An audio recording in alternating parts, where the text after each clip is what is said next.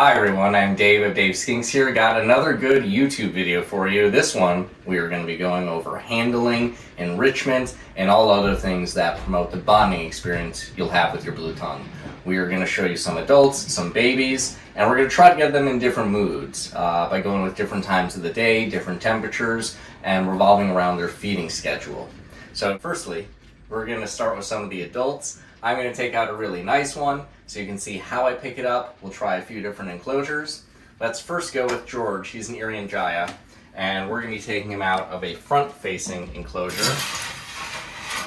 Hey, how's it going? So he's calm, easygoing, and as soon as possible, I'm going to try to get both hands under him so his whole body is supported.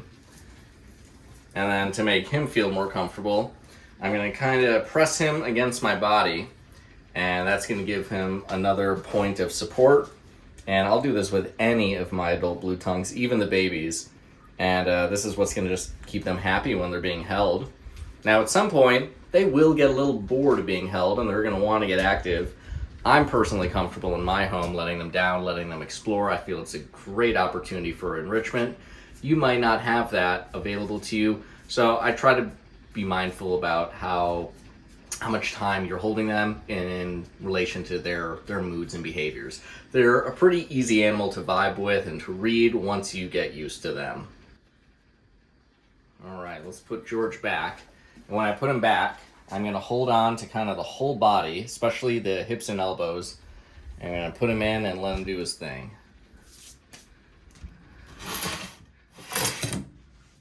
All right, so this is another behavior we want to be mindful of. Once they see you in the room, they know you are the gatekeeper. And it might take a few months, a few weeks, even a whole year for them to really recognize this. But if you're going to be with your skink for 20, 30, 40, even 50 years, I met a Maruki in their 50s once before, so I know it's possible. Look for the behavior that says, I want to come out, I want to engage, I want to interact. Hey. And look how easy that was. She just kind of slides right into my hand. This is Kintsugi. She's actually kind of new here. She's been here less than a year. Got her from another breeder. And I'm just going to kind of let her do her thing. And for her to be happy, we'll let her perch herself up there. And I could theoretically, I could go into the kitchen, I could cook, I could sit down, watch TV. She's cool to just do her thing, and this is part of the bonding and enrichment experience that I want you guys to experience. Now, I've got some people asking, can I handle my skink while they are in shed? Well, I'm going to take out one who's sometimes just a little bit grumpy, a little bit spicy, and she is in shed right now.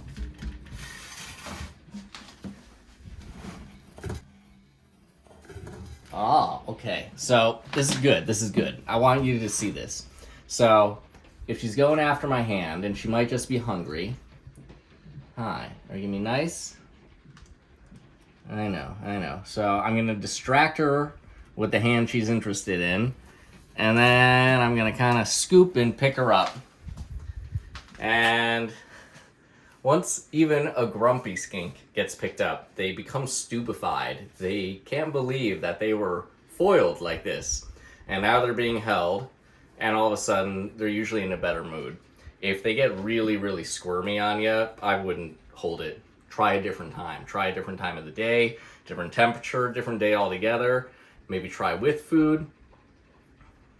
There's a lot of different variables to play with. But kind of same as before. I'm going to make sure the whole body is supported, particularly hips and shoulders. and I'm going to press them against my body for another point of comfort and support. Let's try to get another one that's a little bit spicy, because those are the ones that are a little tricky and a little bit more fun. Oh, I spilled some water there. Oh well. All right, Hermione Granger. She might be my spiciest. Hey you. I know, startled ya. All right. So she's already kind of charging at me. So again, I'm gonna distract her with one hand. Oop. I take a little bit more ingenuity. All right. All right. It's a little easier if I have some extra space. All right, I'm gonna hold you, and you're gonna be okay with it.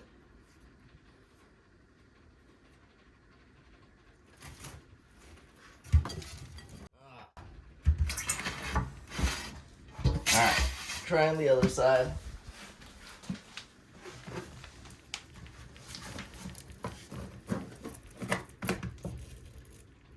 There we are. And so, gonna wrangle her in a little bit. Nothing too crazy. If they start foaming at the mouth, that's a sign they're getting a little bit too stressed. Their whole digestive system is getting worked up, and I would leave them be at that point. She's honestly a little bit extra spicy because she hasn't been fed this week. We are gonna feed her in about 15 minutes from now. And then I'm gonna try holding her again, and you'll see if it's maybe a little bit easier to bond with her or not. So I got a little helper for feeding the skinks. I've already got half their food together. We got some green beans in here, some peach. What else do we have? We got some butternut squash. We have a little bit of ground turkey, some Rapashi's Bluey Buffet. Now I'm gonna add in chicken and liver dog food. And it's a type of pate where I need another utensil to get it out. So I'm gonna put this one down for a second and get their food prepped.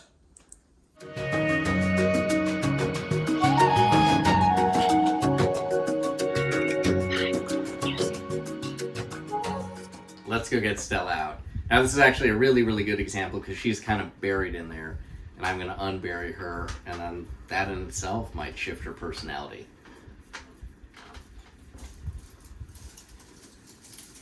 I don't know if you can see what I'm doing, but once I found her, I'm supporting her whole body.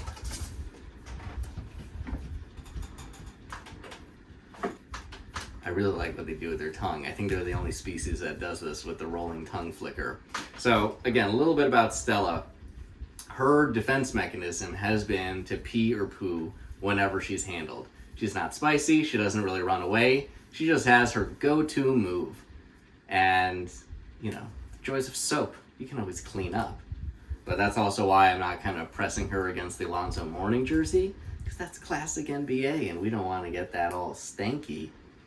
I've been working with Stella for about 2 years now, and she's really, really phenomenal. And I want you to know, if you got your new skink, no matter what species, if the bonding doesn't happen right away, give it time. You gotta have some patience. These guys are gonna live decades with you. Your kids will meet them. Maybe your grandkids will meet them.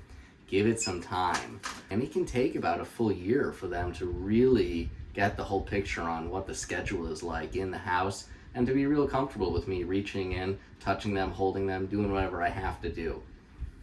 And look at her now. She's doing great. So we're gonna put her back, let her be, and let's go take out another skink.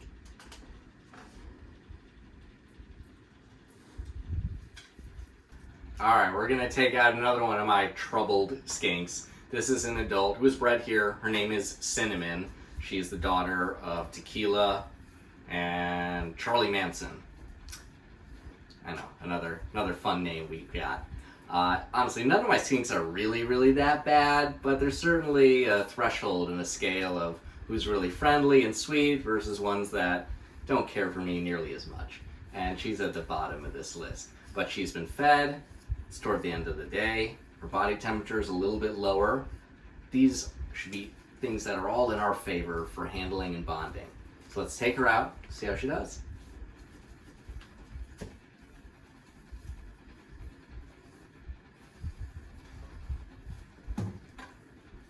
Alrighty. I don't know if you could tell there, but she had the mouth open, and so we used one hand to distract her, another hand to scoop her up and stupefy her. And now we're just keeping her supported. We've got a firm grip on her, but clearly it's not firm enough where she can't escape. It's really for her safety and mine, because if she starts thrashing, if she goes into that alligator death roll, she could injure herself. And we're here to both look out for the relationship that you guys have and your skink's well-being, first and foremost. All right, do you need a different position? There we go. And all of a sudden, just a little bit of a different position, and it changed her perspective, and she's doing a lot better. And honestly, we could keep this up for a while. We could keep it up for a minute. I could put her down, let her do her thing, come find her later. But look at that. Sweet angel. All right, so we're back with Hermione Granger, probably my most troubled skink. And she is very passionate about food and trying to engage the behavior and get them to like you. We've got a little bit of extra dog food on hand. Hopefully she likes it. A lot of people use tongs or some other type of server. We're just gonna use a fork. This is what they're used to in my house. Look at that.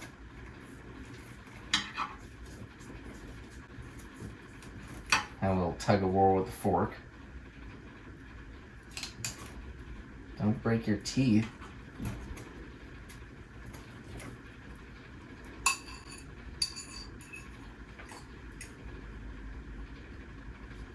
And a little bit more. Got a little bit of a mountain here for you to bite off.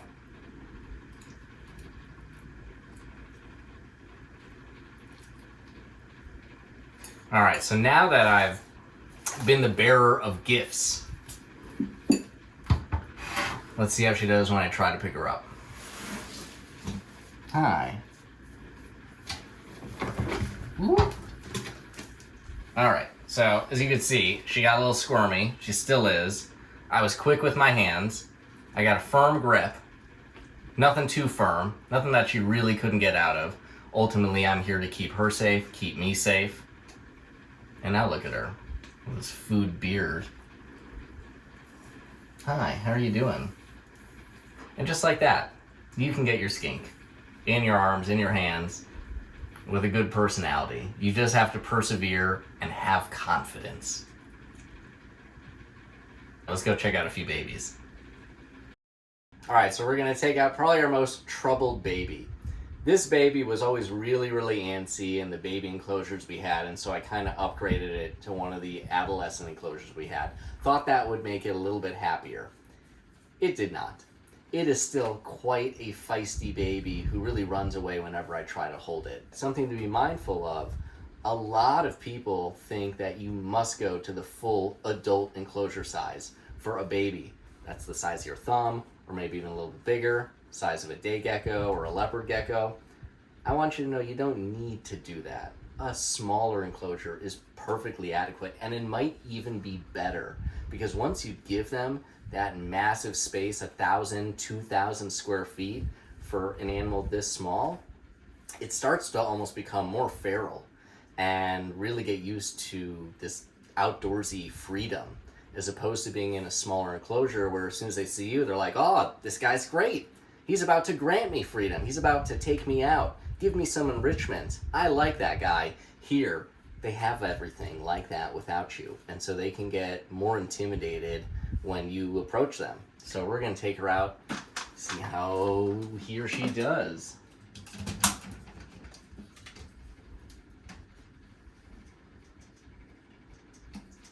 Well, we gotta find her first. All right, so there she is, already darting off. But I was just a little quick with my hands, and you can see her kind of getting all squirmy on me. And I've got a good grip on her. I don't have a real firm grip. She could get out of me, but I don't want her to fall and hurt herself either. And so we're just gonna kind of hang out like this for a moment, get her to settle down, get her to submit, realize that she is being held, and we're here to hang out. Hi. And, you know, it's only been, what, 20 seconds? she is doing a little bit better than she was 30 seconds ago. And a little trick that I like to do, especially when you're on ground level, is you can kind of hold them up in the air like this, put them in this air jail, and that actually kind of submits them, makes them realize, okay, I'm dependent on this big hand to keep me safe. And they kind of calm down quite a bit. And look at that. She's already doing pretty good. Let's go take out another skink.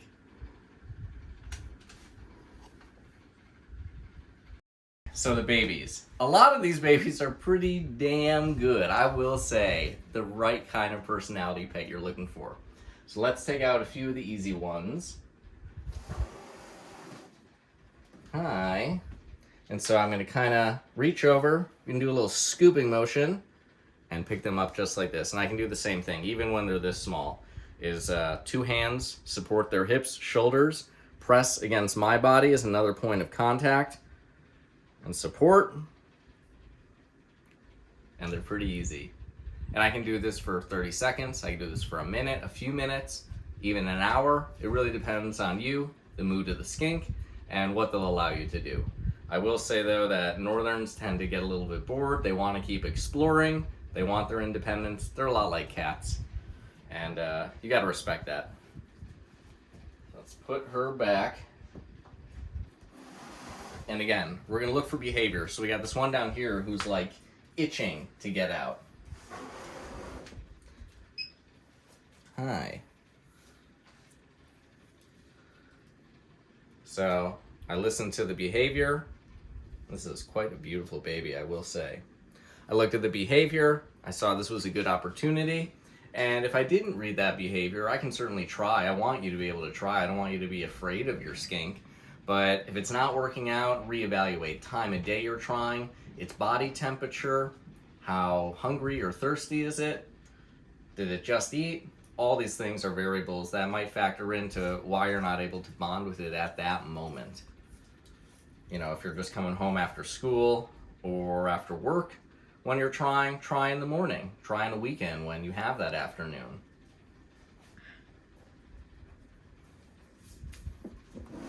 All right, I gotta be fair. Gotta distribute the love. You are getting ready to shed. You are getting all dull and dark. And this thing is like kind of bright orangey yellow once it does shed. You got a little dirt on your face.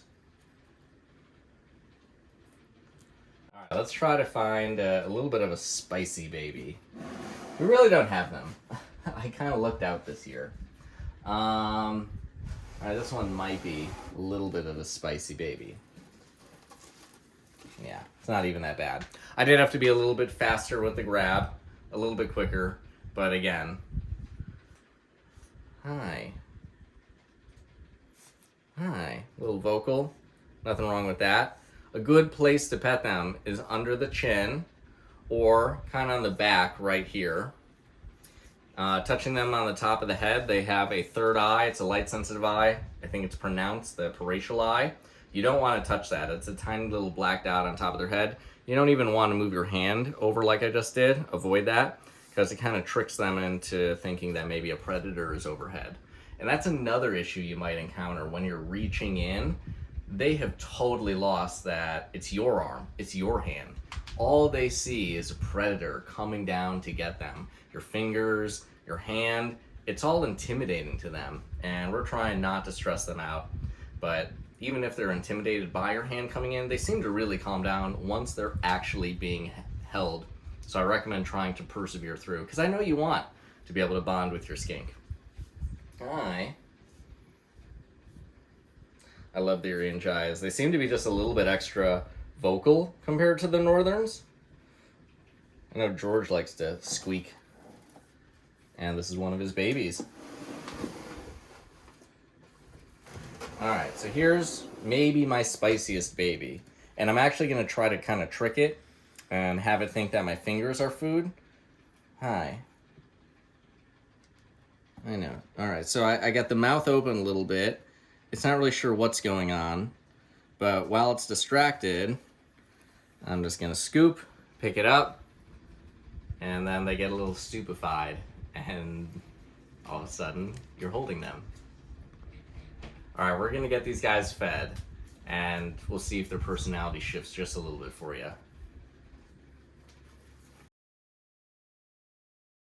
Later in the evening, core temperature has dropped.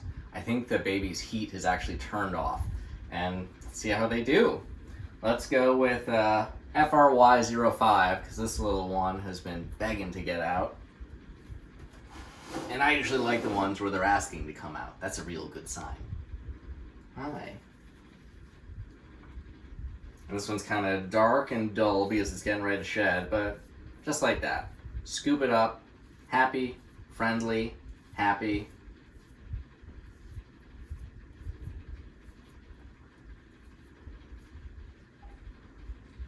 You're good. That's all there is to it. Let's try another baby.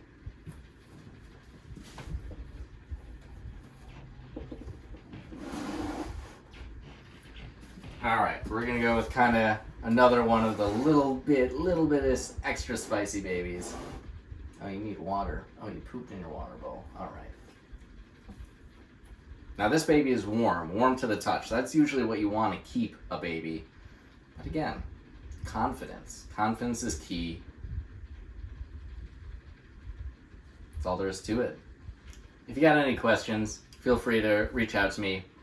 As always, if you get a baby from me, it comes with a lifetime of phone and email support. Don't get an imported baby. Always trust a captive breeder like myself. There's plenty of other good ones in the country. Look at your breeder's enclosure setup. Go with something that you want to support, and chances are they're going to be great to you.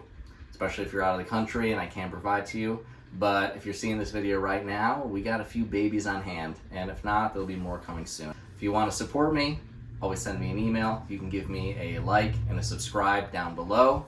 Check out my other social media accounts like Instagram and Facebook. And thanks for watching.